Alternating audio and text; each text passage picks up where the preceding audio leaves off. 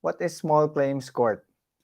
Small claims court is a simple and informal procedure where money claims for 1 million pesos or less are heard by the metropolitan or municipal trial courts. So itong mga small claims court is a recent development, a few years old na rin siya, but it is to help people to save on cost and time, because usually when you go to court, syempre, nandyan yung gasto sa lawyers, nandyan yung filing fees, nandyan yung very long process and tedious process. But sometimes the rationale is you just want to get paid. And so the Supreme Court, initially, they came up with 200,000 maximum limit ng small claims court, and then they came with 400,000. And then ngayon, recently, it went up to 1 million. 1 million na ang small claims court. And you can be done in 3 to 6 months. And wala nang lawyers. No lawyers ang dito. So we'll tell you more about it. So what is the coverage of small claims court? Attorney John will answer this question. For the coverage of small claims, yung any claim or demand is covered by this particular procedure, which consists of first, money owed under the following circumstances. First is contract of lease, second is contract of loan and other credit accommodations, third is contract of service, fourth is contract of sale of personal property. Yung kagandahan dito, ito yung mga usual na mga instances wherein nagkakaroon ng utang yung mga tao. So this is a very good venue to initiate yung pagkolekta ng mga amount dues from the debtors. And the next item, it also covers yung mga enforcement ng barangay amicable settlement and also arbitration awards. So for kung sino naman yung pwede mag-file ng small claims, I'll give you over to Attorney Josh regarding those. Attorney Josh.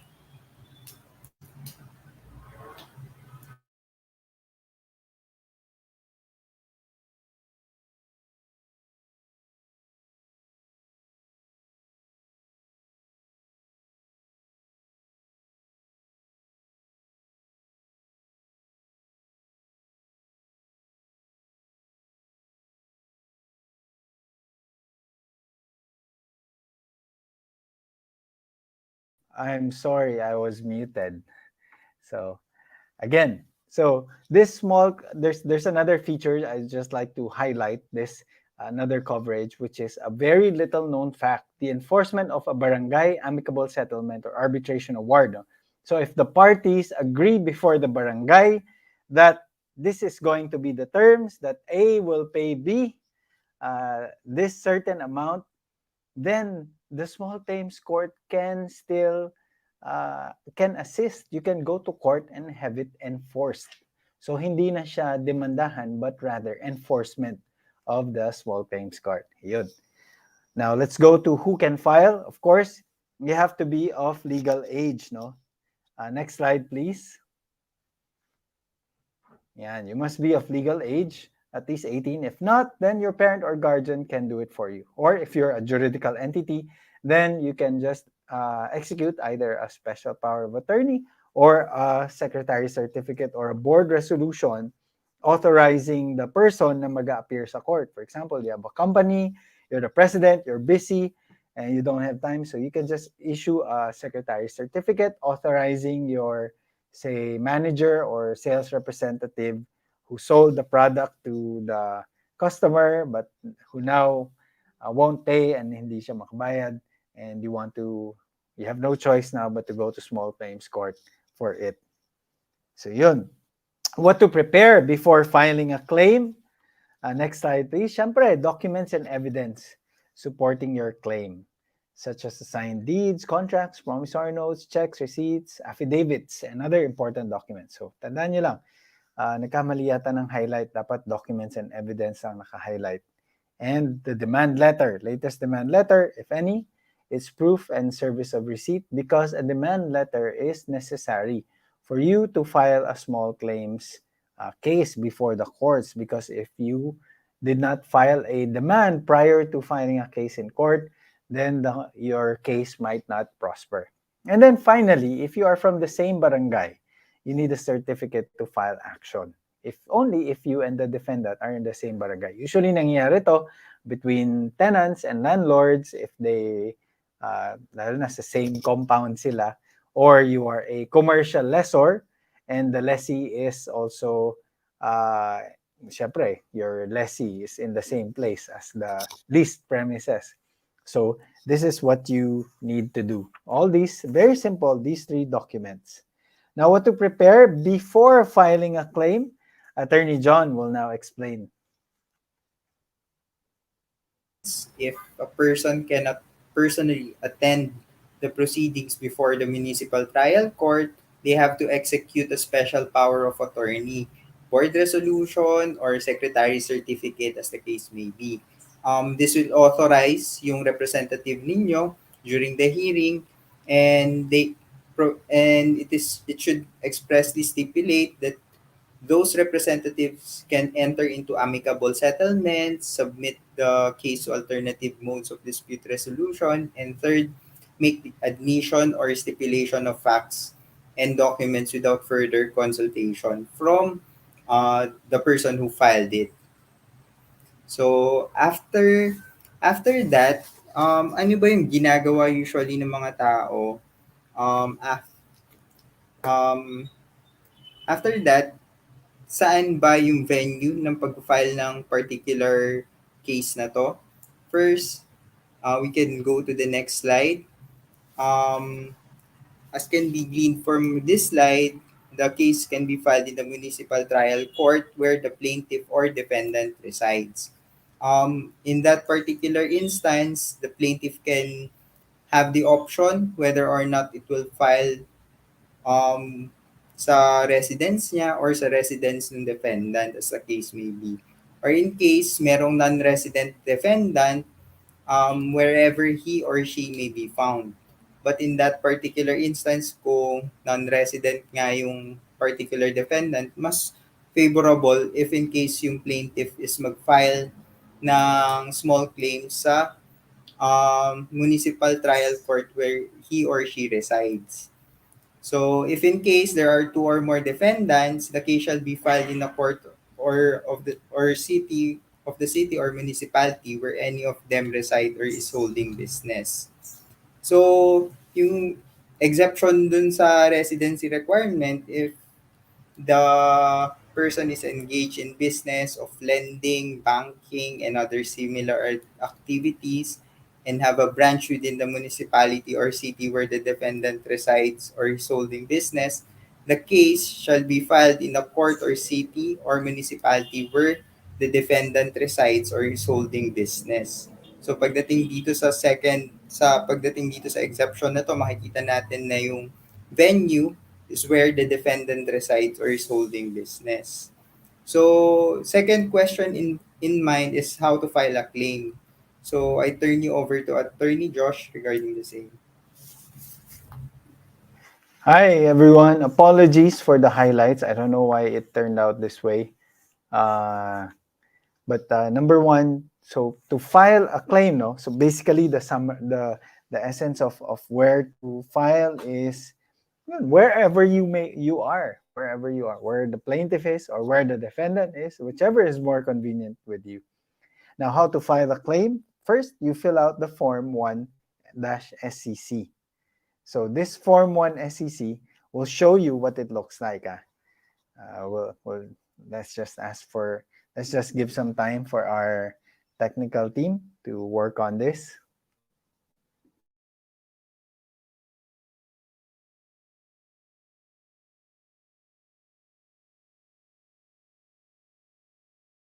All right. So this is the plaintiff's statement of claims. It's so simple. It's, I think, 4 pages. So if you can see this, you can download this from the Supreme Court website, 𝗨𝗪𝗔𝗧𝗑. 𝗨𝗪𝗔𝗧𝗑 is www.judiciary.gov.ph/small-claims. And that's it. It's just 6 pages. So, sige, let's scroll down. Yung sa right, hindi natin gagamitin, di ba? So, all the instructions are here. Yun, ito yung instructions. So, and dito yung courts ang mag-fill in, the branch clerk will fill out. So, sila na ang gagawa for us, di ba? So, all of this will titignan kung ano yung cause of action, if it's a check, promissory note, kung may kailangan ba ng certificate to file action ng barangay, no? Okay, and then what you do is fill up the first part. The first part is the plaintiff. So, your name, your gender, your age, civil status, blah, blah, blah. And then it's a checklist. Just individual, corporation, partnership. And then type of business, if you're in a business. If not, then no need. No need to check. And then your address. Basic details lang po. It's just like filling up any other form. Parang yung contact tracing form na mas detalyado lang. Okay, let's slide down a bit. Scroll down a bit, please. All right, so this is page 1, no? So you're already done on page 1. Then page 2, place of work. Kung more than one plaintiff, for example, it's dalawa kayo na nagpautang to one person, then just indicate the same details. So actually, hindi nga necessary, hindi nga halos mapupuno tong yung paper. You can just fill this up in maybe 15 minutes. Okay, scroll down, please. Okay, continue. So this ganun din if there's more than one plaintiff. And then this one is a plaintiff's representative. If, for example, you are abroad and yung kamag-anak mo yung nandito, and then you're leasing your house to someone, and it's your relative who is the authorized representative. So just write their name here. And if you're a juridical entity, if you're a company, sige, scroll down, please. So just check here if there's a board resolution. Akit konti. Or secretary certificate attached. Baba. Yeah. Oops. Akyat. Yeah, akyat. And so check here if there's a board resolution or secretary certificate attached to the statement or of claims authorizing the person to file the claim for the juridical entity. All right. So that's it. We're done with page 2. So it's just 6 pages. Next, scroll down, please. Oops. No, we're not yet done with the whole thing. Pakibalik sa PDF.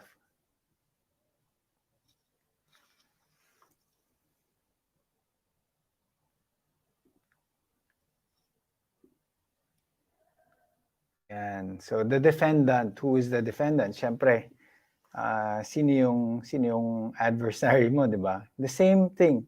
Just write down their name. If they're a company, write the name of the company. No need to put down the sex, age, and civil status if it's a company. And then scroll down, please. Yun, ganun din. Address, place of work, contact details.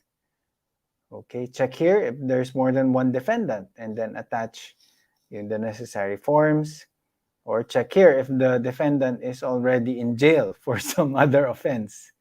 Sige, scroll down tayo.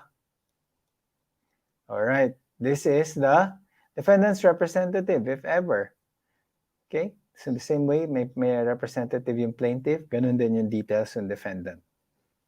So if they're a company, you're suing them, and their representative, kausap natin, is the manager or the supervisor or the sales representative. And we're done. So part 1 is the plaintiff, part 2 is the defendant, part 3 is the claim, di ba? Bakit ka nagdemanda? Plaintiff claims that the defendant owes him, her, or it money in the amount of, so up to 1 million, you state that. Next. Nasa next page 4 na tayo. Why does the defendant owe the plaintiff money? So is it because of a sale? Is it because of a lease? Kanina na-discuss ni Attorney John, di ba? Is it because of a contract of services? Like somebody promised to fix your house or construct something or repair something or fix your car. Pero hindi nila ginawa mo na pala, ikaw pala yung gawa nun. And then they failed to pay you. Why does they owe you money? Or they just borrowed money? Could be somebody na told you a story and then you were moved, you had compassion, awa tayo. But then, afternoon, ikaw pa yung masama. Pag naniningil ka na, ikaw pa yung, alam mo naman may binabayaran ako, di ba? So, naman. Sorry Then, we go to court. Syempre, after many pakiusap, after many reminders, gentle reminders to the person, that's the sad thing that we have here in the country. Ano tayo, I suppose it's true for the rest of the world where people are so kind, are so amiable, they're so charming, they're so humble when they want to borrow, but when they already borrowed and you need the money back and they need to pay, ayan na, problema na. So when did this happen? Of course, you have to specify the date. It can be through a range of dates. Like for example, lease, diba? January to November 2022. So, nandun yun. How did you compute the money owed to? So, January, 10,000. February, 10,000. So, ayun, 11 months times 10,000, 110,000. Tama ba yung math ko? Do not include court fees, right? Okay. Next part. Ito na, demand for payment. Did you ask the defendant to pay before filing the case? So, dapat, yes. Kung hindi naman, pwede mo rin naman i-explain kung paano. Like, for example, they borrowed cash and then you reminded them, but yun, pwede mo na rin sabihin na yun na rin yung demand, then nag-text and then they made a promise. Then how did you ask the defendant? In person? Nagkita kayo? In writing? Either by text or through a lawyer, by phone, or others. Ko paano tong others? Smoke signal or email, probably. Writing na rin naman yun. Okay. And then when did you do this? When did you demand payment? Remember, if you do not have any demand whatsoever, it's not likely that your case will prosper. So, okay, next. Finally, anong proof natin of the claim? Meron ba siyang contract? Meron bang promissory note? Merong check na tumalbog na in-issue sa'yo in payment? Pwede yun. Receipts? Is there a demand letter? Is there an affidavit of witnesses? So all of these you must include. So we had a case. It was a refund of airline tickets because during the pandemic, the airline did not allow them to travel. And after numerous emails and demand letters from us, hindi pa rin sila nagre-refund even though they took the client's money. And so finally, ayun, nag-settle din sila. We sent a demand letter together with the proof of the ticket na binili nila and proof that they were not able to fly. Did you attach your proof in this form? Dapat, yes. Right? So prepare your evidence before you file. Okay, next. So it's very simple actually. It's puro checklist lang to. You just keep checking and then just make sure what you check is actually. So this form is downloadable and you can actually use it as your checklist. Go over it and see if there's anything you miss, anything that's important. And of course, in demand letters, usually you will need either you can do it by yourself or you can use the assistance of counsel or lawyers to do this. So barangay conciliation, pag kailangan lang if you're from the same barangay. Okay, next, number of small claim cases filed. Parang minomonitor kasi ng courts ito like how many they want to monitor yung mga litigants, and I think this is also part of the metrics just to measure how successful the program is, and I believe it's very, very successful. And then finally, yung consent to electronic services. This is a new rule approved in 2019 but implemented 2020.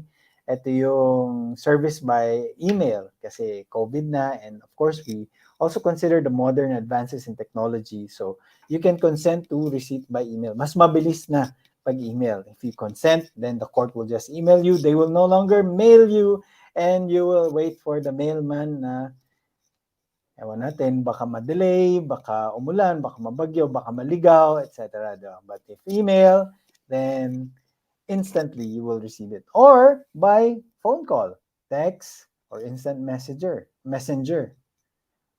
messages, Viber, WhatsApp, etc. Right? And then lastly, yeah.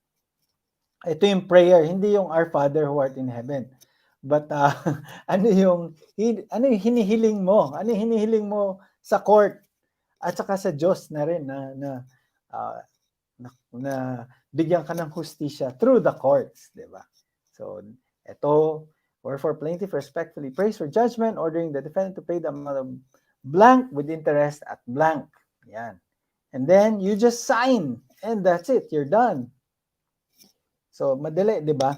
In the same way, there's also a form for the defendant, which we will not show anymore. But again, if you are the defendant in a small claims and you believe that there's also basis for you, pwede ka rin mag-counterclaim. You can actually just download this form as well. And if you need more information, we'd be glad to, you may contact us and we'd be glad to help you with this. Okay. So, thank you for this. And punta tayo sa, that's the slides natin ulit kanina. We hope you're learning a lot. So, fill out this form. Again, attach all documents and evidence as if this were your checklist. Make as many copies of all pages of Form 1 SEC and your supporting documents as there are defendants. So, for example, kailangan mo gumawa ng for you, for the court, di ba? And then kung meron sa defendant. Kung dalawa yung defendant, you make 2 extra copies for the defendant. But always safe to do a +1 kung ilan. So you, the court, your adversary, and maybe an extra copy just in case. If the original document consists of records that cannot be separated, pwede mo i-photocopy yung pertinent part and have it certified by the clerk of court. Next slide, please.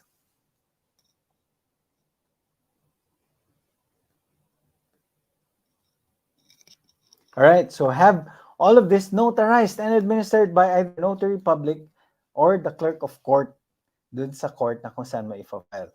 And then pay the filing fees, except if indigent status tayo or where we can get an exemption because of economic difficulties. And then you're done. Just get the date and time of your hearing from the court to which your case was raffled or assigned. Because when you file it, you go to the clerk of court, you pay, then i-raffle nila, they will tell you which branch ng court, branch 200, branch 100, ganyan. And then you ask the court kailan yung date of your hearing. And it's just one hearing. That's the beauty of it. Right? So next is yun. How to file a claim if you are an indigent. Attorney John will quickly go over this this part. Okay, for indigent, for those who are considered indigent, they may fill out the form 6 SCC instead of the first form which was presented by Attorney Josh, which is Form 1 SCC. And you should attach the following documents. First is the Affidavit of Indigency. Second is the Barangay Certificate of Indigency. Third, City or Municipal Assessor Certificate. Fourth, City or Municipal Treasurer's Office Certificate. And fifth is the affidavit of 2 disinterested persons. So as you can see, talagang medyo tedious yung documentary requirements kapag mag-file ka ng case as an indigent. This is to prove na talagang indigent ka and you are exempt from the filing fees. So we go to the next slide on how does the defendant find out about the claim. Um, same as the ordinary court procedure, the court will issue summons in this particular case. So when the court issues summons, it can be sent to the defendant either through personal service or substituted service. So, sino ba yung mag-serve sa defendant? So, it is expressly provided under the rules that the sheriff, deputy, or other proper court officer will serve the summons together with the notice of hearing. And then, um, kailan nga ba ibibigay dun sa defendant yung summons? It is expressly stated under the rules that within 10 calendar days from its issuance, the summons should be provided to the defendant. So, with regards sa how does the defendant find out about the claim, um, Attorney Josh will go over the next slide. Thanks, Attorney John. So how does the defendant find out about the claim? Of course, the process server will serve this to you. And then you have 30 days from notice if summons was served or not. Yun. So merong ano dyan, merong forms that you can also download from the website of the Supreme Court. Now, what if the defendant has a claim? What if meron kang counterclaim? Like for example, somebody sold you a car and now they're asking you to pay them, but actually the car doesn't run. Sira yung kotse. And the repairs actually are worth more than what you paid for. And they did not actually tell you that there are hidden defects in the car. So how does the defendant... So what if the defendant has a claim? Next slide, please, ladies. So the defendant may raise it as a defense in the same case. So parang ang tawag dito, counterclaim. Otherwise, it will be deemed waived. If you do not file or raise your defenses in this, then it will be deemed waived. Your defenses will be deemed waived. So again, you can claim it as a counterclaim in your verified response. Verified simply means na sworn statement siya. So that walang lusot, di ba? Parang you either notarize it or subscribe it before the clerk of court. And if your claim is not more than 1 million pesos, exclusive of interest and cost, so yun, pwede mo erase dito. If it does not require the joinder of third parties, ibig sabihin walang kailangan idamay na ibang tao, then you may raise it as a counterclaim. Or it is not the subject of another pending action. Halimbawa, may demandahan na kayo sa ibang venue, sa ibang court, sa ibang branch, then pwedeng hindi mo na erase as a compulsory counterclaim. And in fact, you can just state this before the court. All right. Next, do you need a lawyer in small claims? Attorney John, what say you? In this particular case, as a general rule, we don't need a lawyer. You don't need a lawyer in small claims case. However, merong exception to that rule if yung mismong lawyer na yon is the aggrieved party. However, you can consult a lawyer before or after the hearing, but the lawyer cannot appear for or with you at the hearing itself. So, second question in mind is what is the language that will be used in the proceedings? So, the judge will speak either in Filipino or the local dialect. And a court interpreter is also available on the hearing day in case meron difficulties yung magte-testify regarding sa language na ginagamit during the hearing itself. So the next question in mind is what happens when you don't appear at the hearing? So Attorney Josh will discuss this portion. All right, what happens if you don't appear at the hearing? What if there's a date and then you fail to appear during your court date? Then the court will dismiss without prejudice to refiling. However, if the defendant appears and you fail to appear and the defendant files a counterclaim against you, then the court may consider the counterclaim, even though it will dismiss your complaint, your claim. So mababaliktad. Ikaw yung nagdemanda, ikaw nagbayad ng filing fee, pero ikaw pa magbabayad in case there is a valid reason for the counterclaim. So be careful with this. Now, what happens if the defendant does not file a verified response? That means hindi siya file ng sworn answer or sworn counterclaim, and he or she does not appear during the hearing, then tuloy pa rin. This is the beauty of small claims court. It's hindi siya mare-reset katulad ng mga ibang cases, di ba? If you fail to appear, then lagot ka. You absent yourself at your own risk. And it's really swift justice. I believe this is one of the best tools available nowadays, and that's why we held this webinar to help you. That even though perhaps you may not be able to afford lawyers or you're afraid of the cost of a long-drawn litigation, mababa lang ang cost of pursuing a small claims case. And in fact, you can do it yourself. Or if you want to engage the services of counsel, hindi po siya masyado matagal, hindi rin siya masyadong mahal. So the court will proceed with the hearing and render judgment as may be warranted by the facts alleged in your statement of claims. Ito yung default na talaga. Pag absent siya, default, and if you have valid claims, then the court will render judgment in your favor. Diba? Won't you like that? Now, what happens if the defendant does not file a verified response? Hindi siya nag-file ng written answer, but they appear during the hearing. So what happens now? Attorney John.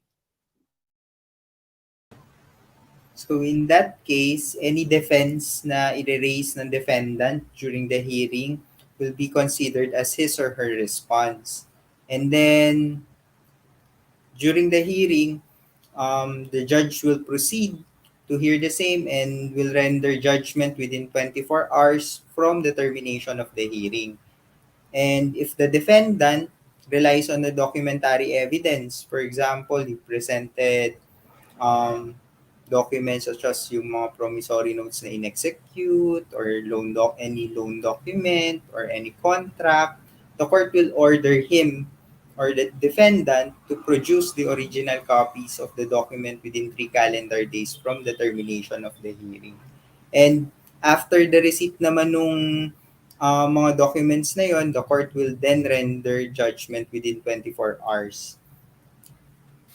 So we proceed to the next slide. What happens after a decision is rendered by the court? So after na nakakuha ng favorable decision yung plaintiff, then the plaintiff can cause the execution of the decision by filing an ex parte motion. So therefore, once na naka-receive ka ng favorable ruling, it doesn't mean na wala ka nang kailangang gawin pa. You have to file an ex parte motion with the court by using Form 12-SCC. However, if the decision is based on a compromise agreement, the proof that you received the decision is no longer necessary. So the decision of the court is considered as final, executory, and unappealable in this case.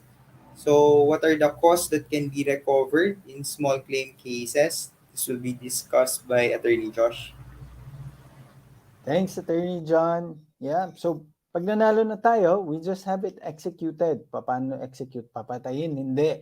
Execution, ibig sabihin yun yung implementation ng decision that was favorable to you. So sometimes merong konting mobilization cost dito, so you will have to coordinate with the sheriff. The sheriff will now go to the banks or go to the house of the defendant, try to secure properties, kukuha sa banks to garnish bank accounts, or kung meron siyang property, meron siyang sasakyan in his or her name, or salaries from his or her employer, then the sheriff may go there and garnish those amounts to satisfy. Kasi pangit ka naman kung nanalo ka sa papel, pero hindi ka naman mababayaran. So you need the help of the sheriff, and you also are encouraged to do your own part and shop around and look around and snoop around, do some detective work, assets itong tao na to, so that your victory will not merely be a paper victory. So what costs can be recovered? Attorney's fees? Hindi po pwede, because bawal nga ang attorneys doon. So if, for example, you engage the services of counsel to assist you, hindi natin makiklaim ito sa small claims court. But I believe this is a minor inconvenience in exchange for the time and the efficiency that small claims court offers us. Ang cost of suit, ibig sabihin yung filing fees as well as the execution fees, which may also run up to some amount, this can be recovered. That's a good news. And of course, interest as well can be recovered from the time that you file the case, because the courts will allow this.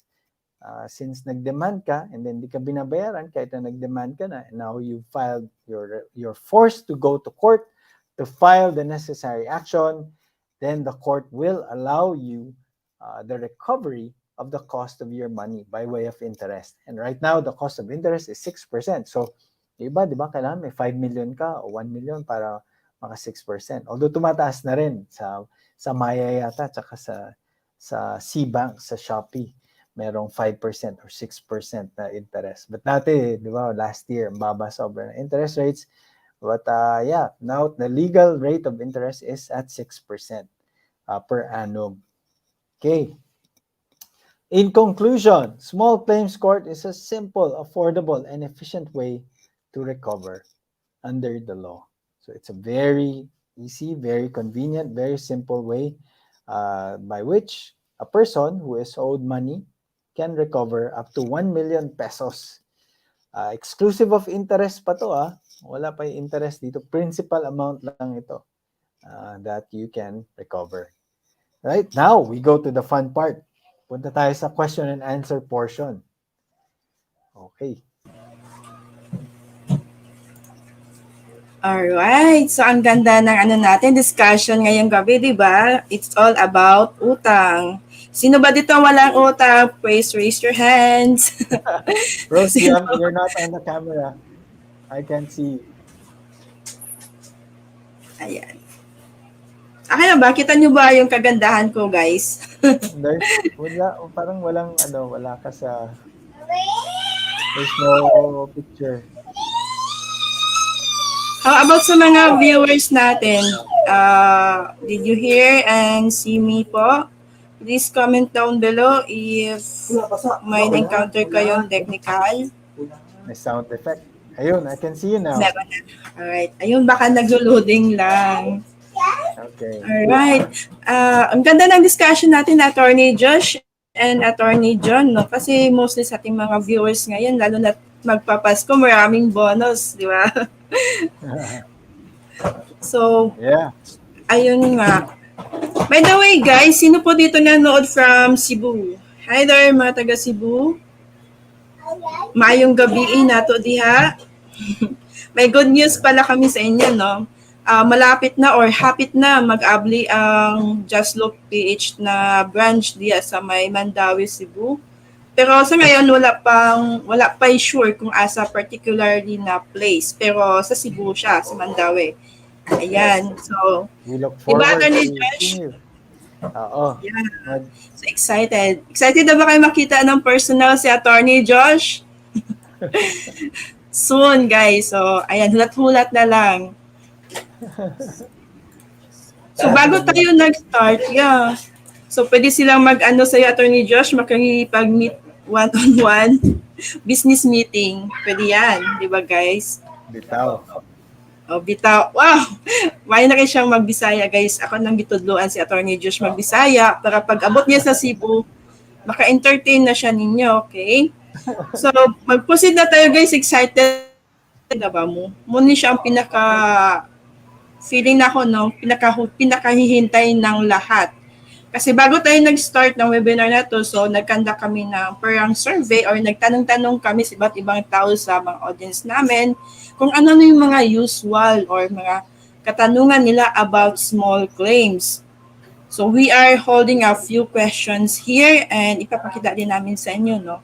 And Attorney Josh and Attorney John, sila po yung sasagot sa mga katanungan dito. And if just in case may tanong kayo ngayon, pwede niyo pong i-type sa ating comment section. And if we have more time pa, pwede natin siyang i-pop up later, no, para masagot kayo live ni Attorney Josh at saka ni Attorney John. So, ito babasahin ko na, guys, para sa inyo yung mga katanungan natin. So, ready na ba kayo, Attorney Josh and Attorney John? Yes. Mga nagbabagang katanungan. So, question number 1. Attorney, ask ko lang po kung yung demand letter is promissory note din. Saka paano po kung hindi na siya magbayad kahit nag-small claims? Pwede po ba siyang makulong? The answer So, to both questions is no. A demand letter is different from a promissory note. So usually, may promissory note muna, and then pag hindi siya nagbayad, saka magde-demand letter.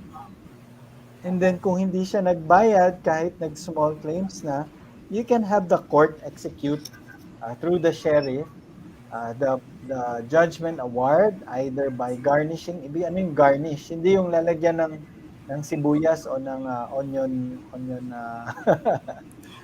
spring onion leaves yung sahog. But garnishment means na ihahawakan, kukunin ng husgado yung portion ng pera niya either sa bangko or sweldo niya if they are employed.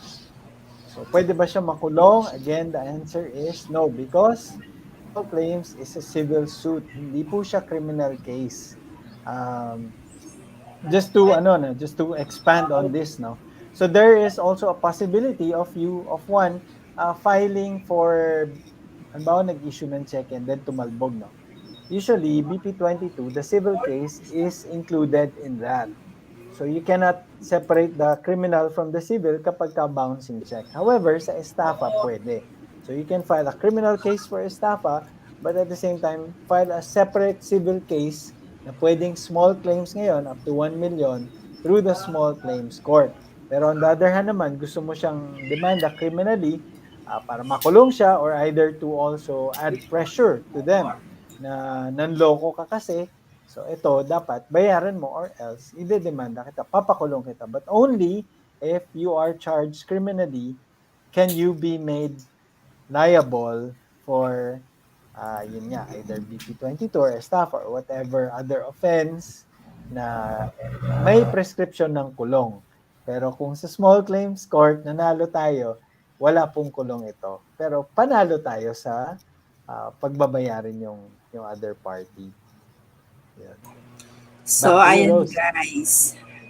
Nice answer, Attorney Josh. So, wala nakukulong sa utang pero dapat magiging responsible tayo, kasi nangutang tayo. So, next question. Paano naman po ito kay Attorney John? Attorney John, ask ko lang kung magkaiba po ba ang kinaroroonan ng plaintiff at defendant? So, they live in different place. Kailangan pa din ba ang barangay conciliation nito? So, if yung plaintiff and defendant lives within the same barangay, need yung barangay conciliation. However, if they don't live within the same barangay, pero yung barangays nila located in the same city or municipality, barangay conciliation is also needed in that particular case. So, kapag hindi na talaga sila within the same city or municipality, then doon na yung time na hindi na applicable yung barangay conciliation. Alright, very precise. And ayun, sana naintindihan po natin, guys. And we have our next question. This is for Attorney Josh na naman. Paano po kapag nasa ibang province yung debtor? Paano po yung process? O nga naman po, Attorney Josh. Yeah, the same way na you can still file kung saan ka. And then usually yung clerk of court na kung saan ka, ba nasa Manila ka, and then yung kalaban mo nasa Cebu. So you will tell you'll coordinate with the clerk of court of Manila to coordinate with the clerk of court in Cebu na siya ang magsaserve nung summons dun sa debtor. So that will be the process, and then if you need to pay some transportation fees, additional transportation fees, or yung mga ganong coordination fees, then hindi naman masyado malaki yun. But So, you can still file a case. Yes. So, pwede pala. Pero feeling ko po yung mga taga Cebu, Attorney Josh, hindi na masyadong mahirapan, lalo na kapag mag-open yung branch natin doon. Cebu and Manila. Oo. Sometimes, pagka magkakalapit naman, the process server can serve it sa Mandaue magsaserve sa Lapu-Lapu or sa Pasig, magsaserve sa Marikina or sa Quezon City. That's easily done. Alright. So, thank you, Attorney Josh. So, proceed tayo sa next question natin, guys. This is for Attorney John. Can I file a small claims case against an OFW? O nga, lalo na kapag yung nasa mga Dubai, nasa Singapore, yung mga malalayo po, Attorney John. Yes. Hindi ka naman prohibited na mag-file against an OFW or non-resident. So, hindi naman pinagbabawal ng rules yon. So, in that case, for the plaintiff, pwede siya mag-file ng small claims case in his residence. Tapos, yung OFW, on the other hand, pwede naman siya mag-designate ng representative niya by executing a special power of attorney which can represent him or her pagdating sa court and make stipulations with the other party. Alright, thank you for that, Attorney John. So, proceed tayo sa Pwede next rin. question. Yeah. Ano po, may additional kay Attorney Josh? Go ahead po. Yeah, oo. Tapos kung pwede rin by publication kung talaga, kung nasa abroad siya. Or you can send it to his last known address. Alright, sorry for that, guys. Nawala po si Attorney Josh. So, Attorney John, carry po ba? May next questions pa po tayo. So, let's proceed to the next one, Attorney John. Ask ko lang kung magkaiba po ba ang kinuroonan ng plaintiff at defendant, kailangan pa din ba ang barangay conciliation? Pero same lang to kanina, no? Oo. Na-answer ko na siya, which is kapag within the same barangay, need yung barangay conciliation. Pero yung magkaiba sila ng barangay, but within the same city or municipality, need pa rin ng barangay conciliation. So, kapag they live in different cities or municipalities na, doon na hindi mag-a-apply yung barangay conciliation. And guys, I hope sana malinaw din po sa inyo. And this one is for Attorney Josh kasi nawala siya kanina. Yeah. Ayan na po siya. Ito na po, Attorney Josh. Paano po kapag nasa ibang province yung debtor? Paano po yung process? Yeah, I think this was already answered earlier ni Attorney John. Same answer. Similar question, same answer. Alright, so proceed tayo sa next one.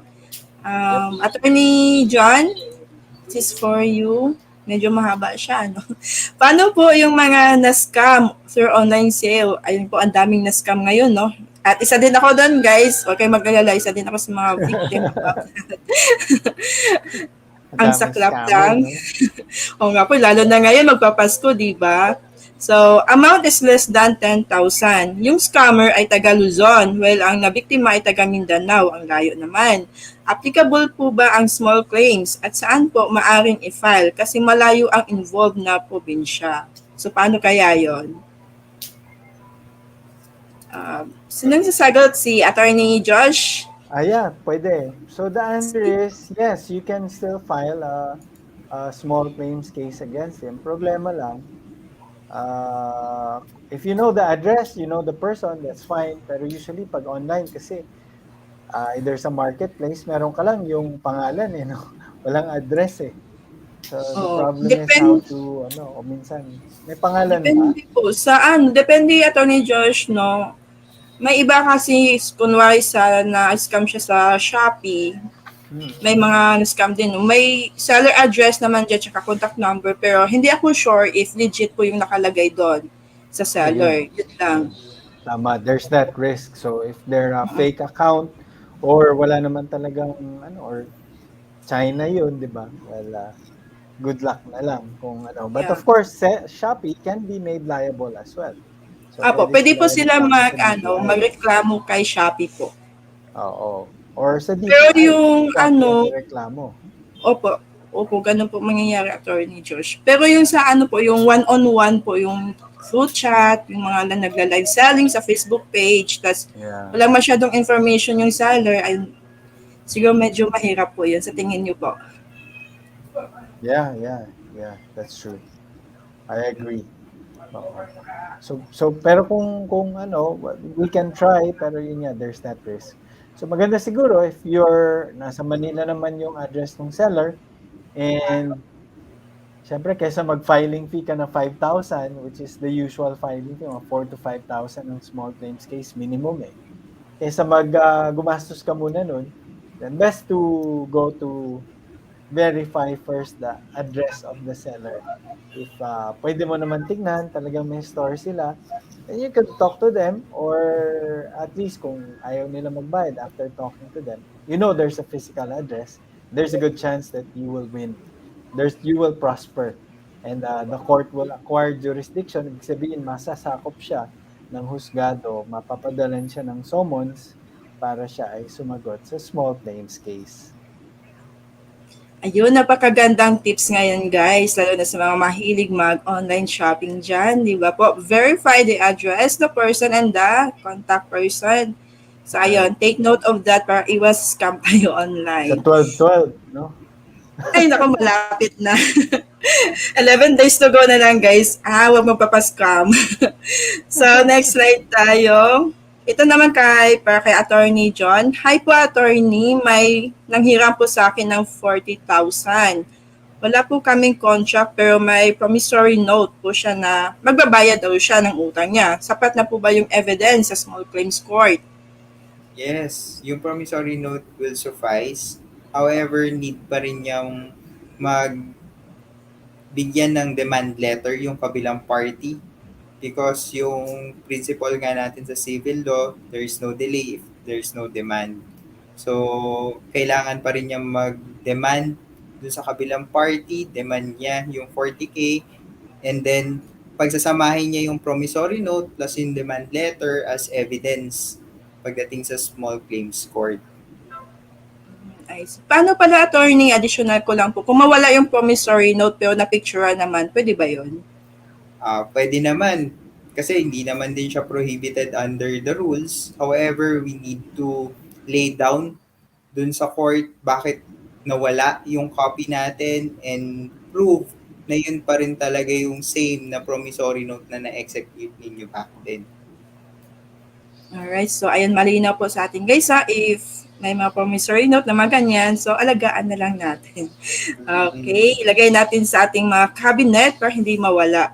Makaluma talaga. No? So next slide tayo kay Attorney Josh naman po ito. Attorney, if hindi pa rin po magbayad ang may utang pagkatapos po ng ilang hearing, pwede po ba makulong ang may utang? Walang kulong. We already answered that earlier, but yun, sa criminal case lang, may kulong. So ayan guys, kung hindi mo nabutan yung sagot, so watch the replay. So next tayo, Attorney John. Attorney, ask ko lang po ano dapat gagawin sa taong ayaw magbayad ng utang 5K above. Naku po. Ayan, since this is considered as ordinary loan, wala naman makakapulong sa utang. Siyempre, you can file small claims case against that person. So pwede pa din sila mag-file. So ayan ha. Magbabayad na ng utang. Attorney Josh, ito naman po. Attorney, may utang po ako sa online loan app. Naku, madami nito. Tala, Bill is, Mr. Cash, ano pa dyan. 4K lang naman na utang ko, pero nag-send sila ng demand letter sa akin sa email. Totoo po ba ito? Na nasa court na daw. Legit po ba yan, Attorney? Diretso agad sa korte na din naman dumaan sa barangay muna. Alam mo pala may utang ka eh. So, dito legit yan kasi dinimanda ka nung pinagkakautangan. And most likely they took legal action. And the best way is to settle it. Alam nyo, pagka naman na-demanda tayo, sabi rin sa Bible, di ba? If your adversary sues you, the Lord Jesus himself said in Matthew 5, settle your case before your adversary, before he drags you to court, then he will get everything from you. So sabi, pwede mo naman pakiusapan. And then pag nag-settle kayo, hindi okay na, di ba?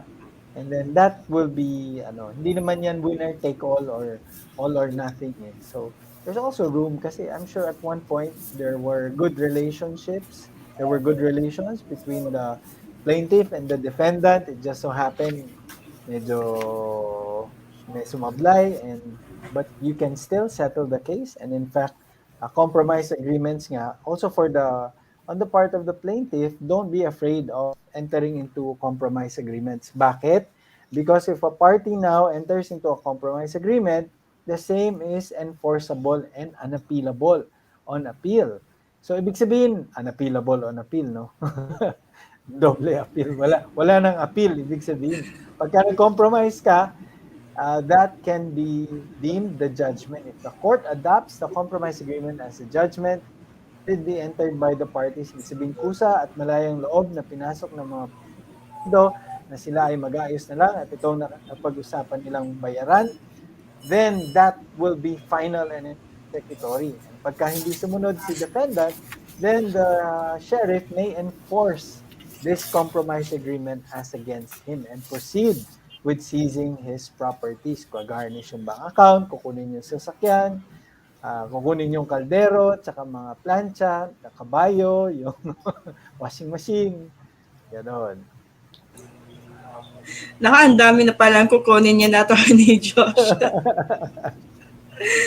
Wag naman po sana. So, ayun, isi-settle na lang po natin yung mga kailangan natin isi-settle. Ano po, diba guys? Yes. So, next slide tayo kay Attorney John. May bayad po ba mag-file ng small claims? Like, may utang po sa akin na 13,000. May dapat po ba akong bayaran sa pag-file?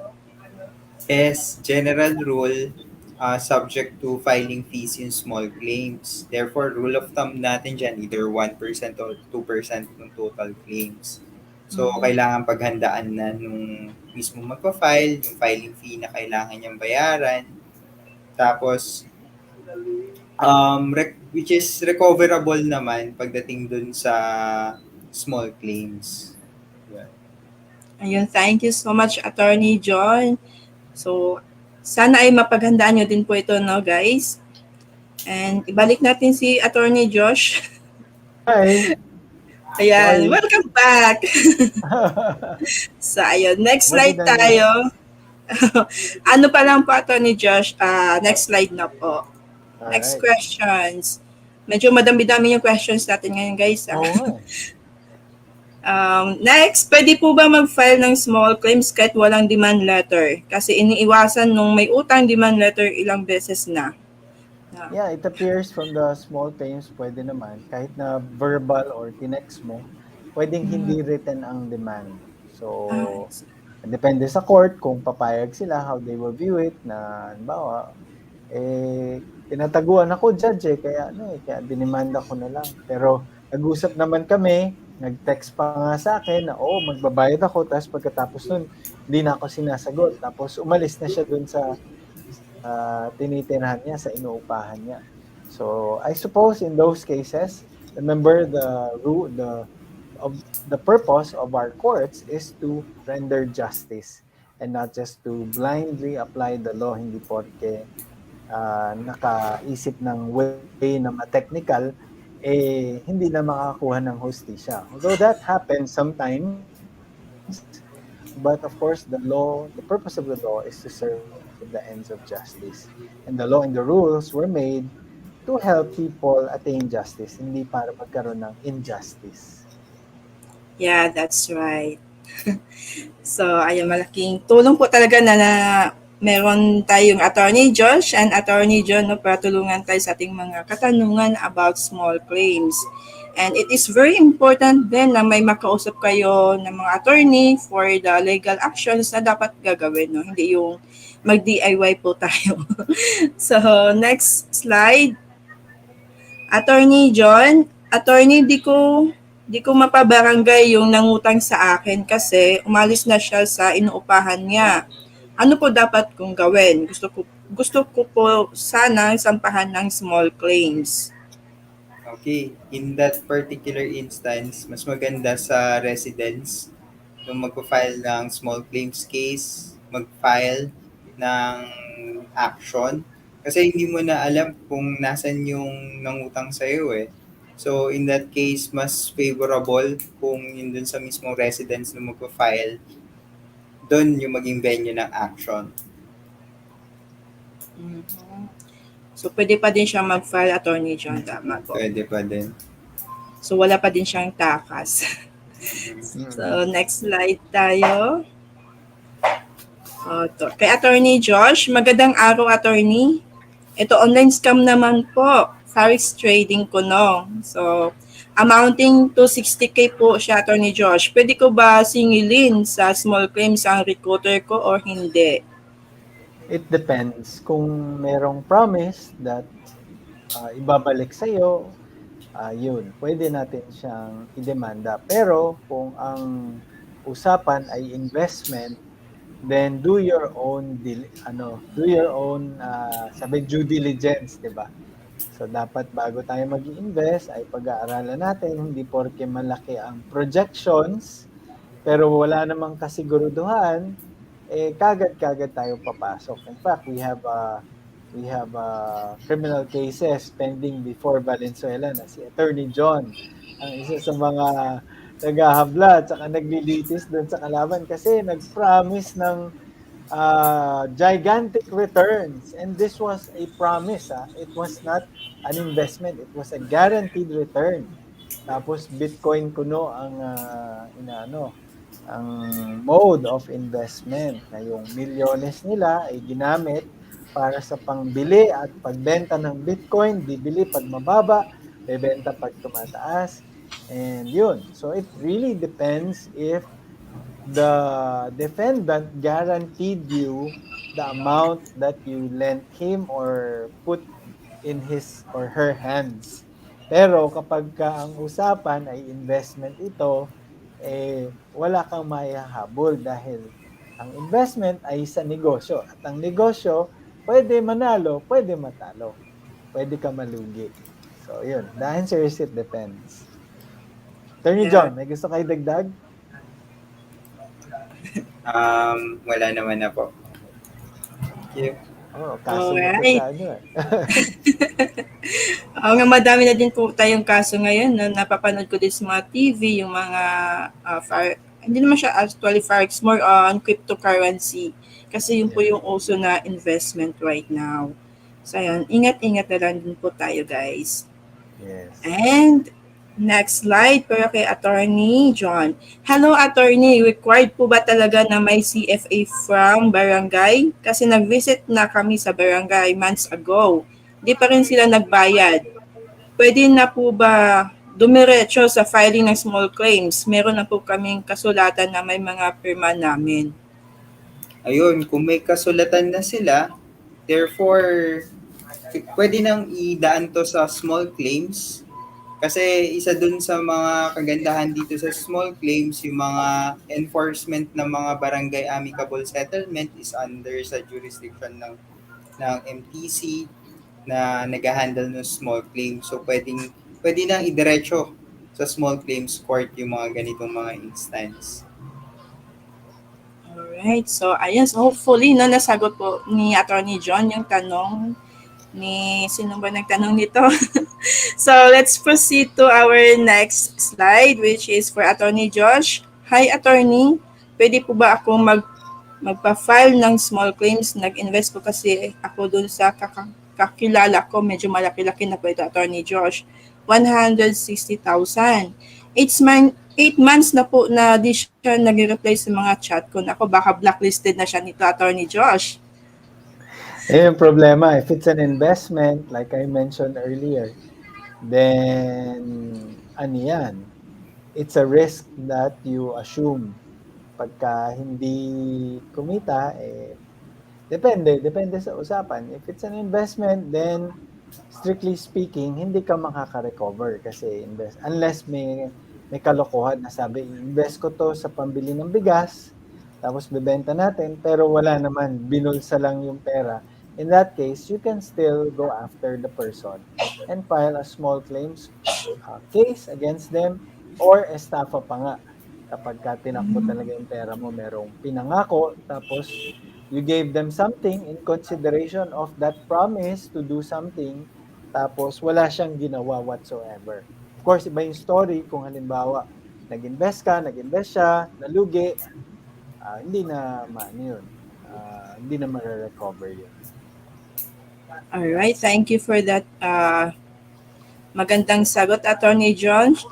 So dito na po pala tayo sa last questions na to, guys, no? Good day po, Attorney. Para to kay Attorney John, may nagsangla po sa akin ng titulo ng lupa at bahay, 250,000. May usapan na po kami sa barangay, magbabayad December 31, 2021, so last year pa to. Pero hindi siya nagbayad. Ano kayang magandang gawin nito, Attorney John? Ayun, pwede din sila mag-proceed sa small claims since considered din to as barangay amicable settlement kasi meron na kayong usapan sa barangay. Tapos determined na kung kailan babayaran, which is December 31, 2021. So yung mga ganitong mga claims, pwede na indiretso sa small claims. So, pwede na din pala siya. So, yun po yung mga questions no na natanggap namin. So, Attorney Josh and Attorney John, what do you think? Mapupula po ba ako ng live questions from our live audience? Yeah, Kaya sure. pa po Let's ba? take 10 minutes to answer the questions. So, ayan guys, kaka na ng mga questions nyo ha, lagay na sa comments. Mag-comments na kayo. So, nakita ko kay Lay Insyong po. Oo. This one, Hi, Lay. baka natin. So, shout out kay Miss Lay Insyong if I spell it right, Mama. Sorry po if wrong. So, ayun, may question siya dito, Attorney. If my defendant but my judgment na si small claims court for defendant A, pwede bang mag-file ulit pero para kay defendant B naman? Yeah, oo. Pwede. So, pwede pala siya Miss Lay, ano? Yes. So, for example, dalawa sila may utang, hindi nakabayad si A, guarantor si B, then you can proceed against B. Kaya huwag tayong mag-guarantor kasi sabi rin yan sa Bible, di ba? Proverbs 22, don't promise to guarantee anyone's loan. Otherwise, your own bed might be taken out from under you. Hirap pag-guarantee, no? Tama. Yung biblical. So, parang may tanong rin yata si Lay na, ano? Parang if paano kung wala yung address ng defendant or something? Address ng defendant. So, let me check If here. missing na yung defendant. But if that's the case... Paano po, ito Attorney Josh, yung tanong ni Miss Lay, paano po pag di ko alam yung address and phone number? Yun pala siya. Yun ang problema.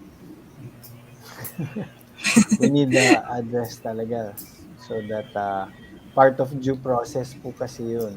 So, we need to determine kung saan. Yun, parang yung mga online scams, di ba? They don't have an address or they use a fake address. Ayun ang mahirap. Pwede naman sa last known address. And then, yun, kung manalo ka doon, halimbawa, meron kayong contract. And then they left the premises. Then nagpadala ka ng demand letter, nagpadala yung court ng summons dun sa last known address kahit na wala na siya doon. Tapos hindi siya nag-iwan ng forwarding address sa'yo. Then I suppose that you may still file against them and then look out na nila yun dahil hindi sila nagsabi sa'yo.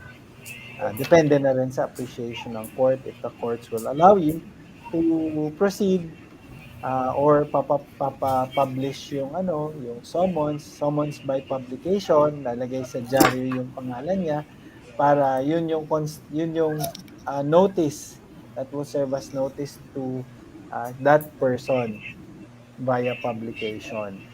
So, minsan nangyayari yun sa mga recognition of foreign divorce kung yung asawa ay foreigner tapos wala na dito sa Pilipinas, pina-file usually yung by publication, summons by publication.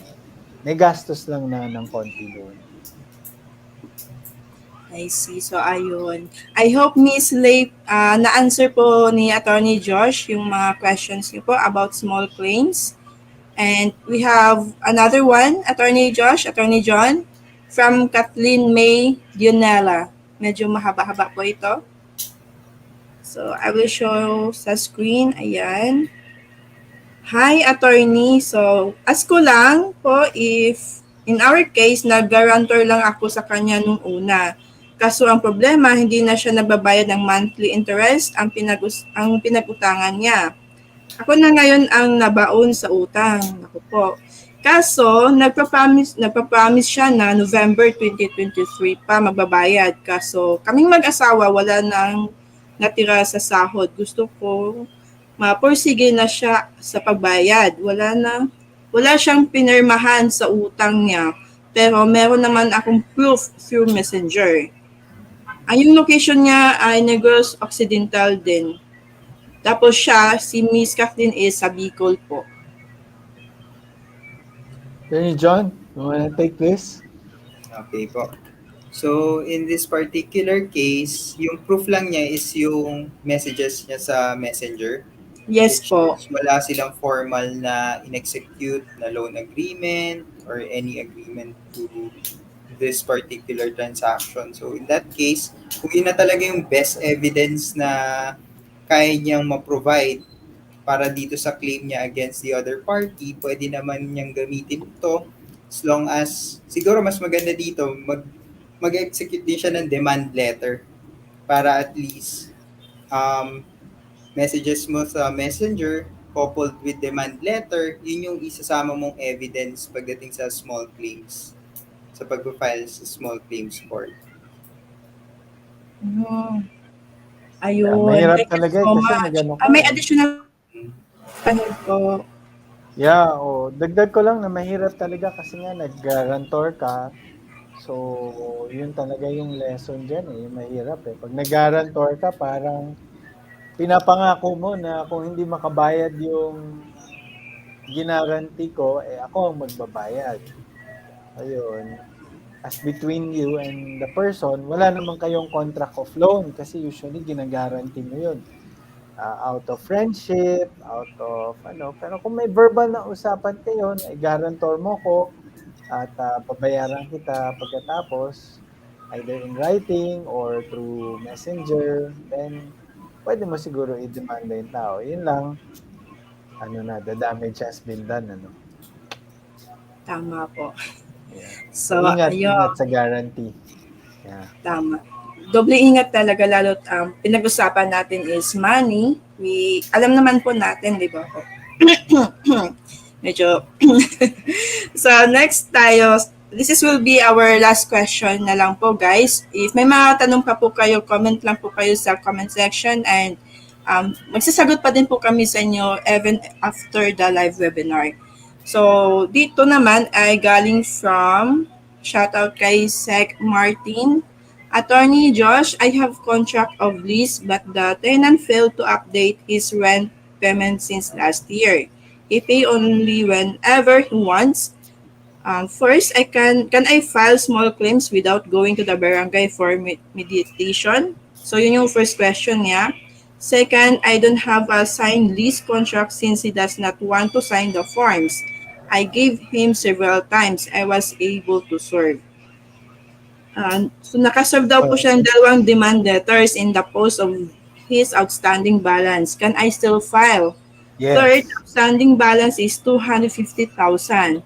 He's still my tenant now. May I know kung paano daw po, Attorney Josh? Yeah, number 1, you need to go to the barangay for mediation because that's a contract of lease. So yung leased premises na siyempre ikaw ang may-ari, tapos yung tenant na siya nasa same place.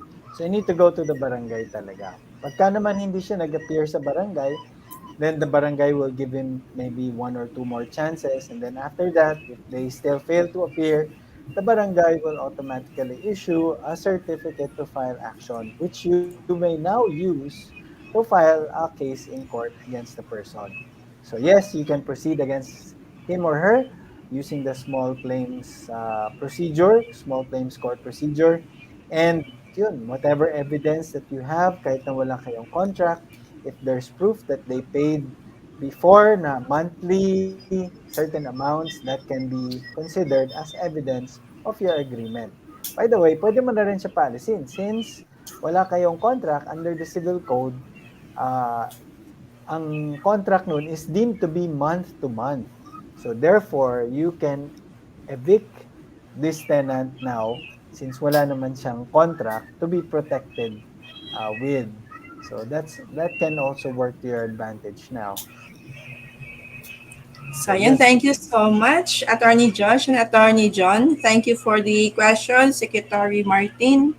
Thanks. Sana po ay nakatulong po ang JustLaw, no? Lalo na si Attorney John and Attorney Josh sa katanungan niyo po.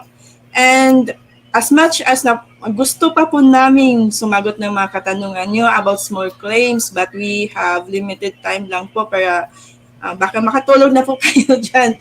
Nabayad na. Nag-live. Joke. Mahal daw pang talent fee ni Attorney Josh at Attorney John.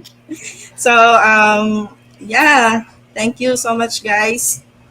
Yeah, if you need help or assistance with the small claims cases, you may send us a message, and yeah, we would be glad to help you. Na-mention kanina ni Attorney John, no? So you can do it by yourself, or you can also ask the assistance of counsel to help you prepare the demand letters, the strategies, ano ba ang procedure dito, para mag-file, paano kayo i-assist, paano kayo i-advise after. So we're here to help you just in case that you have any questions or additional clarifications. Hi, Iris. So, Iris, do you have something to add? Masaya ng conversation na yun. Parang vlog mo to, Rose. Alright, guys, don't forget to subscribe to our YouTube channel and like our Facebook page. Yes, we have a And YouTube as much as channel. we'd like to stay longer and answer everyone's question, our time is up.